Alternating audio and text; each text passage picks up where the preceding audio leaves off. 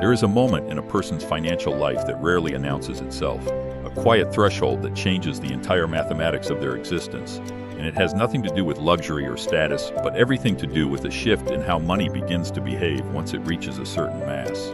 Picture someone who has spent 2 decades trading hours for income, watching every paycheck arrive as the direct result of effort, until one day their accumulated savings cross a boundary where the money itself starts producing more money, quietly in the background, whether they are working or resting or simply asleep. This is the psychological and mathematical significance of the first million. Not as a symbol of wealth, but as the point where compounding stops being a slow abstraction and starts becoming a visible force. Because at that scale, even modest average returns generate sums that begin to rival or exceed active income, and the mind that once measured security in monthly paychecks must now learn to measure it in decades of exponential curves. The psychology here is subtle, because for most of a person's life, growth feels linear. Effort in equals reward out, and the brain calibrates itself to that rhythm. But compounding does not follow linear logic.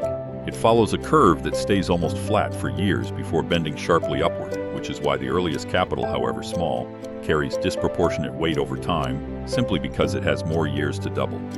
Mathematically, a portfolio growing at a steady average rate will double on a predictable cycle, and once the base is large enough, each doubling adds an amount that used to take an entire career to earn, which explains why the distance from 0 to the first 100,000 can feel like the hardest stretch of the entire journey, while the distance from later thresholds accelerates almost invisibly. Zooming outward, this is not unique to individuals. Entire economies and institutions behave the same way. Early capital accumulation shapes long-term trajectories far more than short-term performance does, a pattern visible across pension funds, sovereign wealth systems, and historical industrial fortunes alike.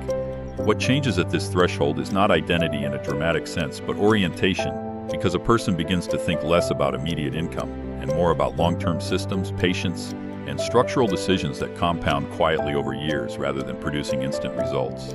There is no promise embedded in this mechanism, no guarantee of arrival, only a mathematical tendency that rewards time, consistency, and understanding of how growth actually behaves. And recognizing that pattern early may be the most valuable financial insight a person can carry forward.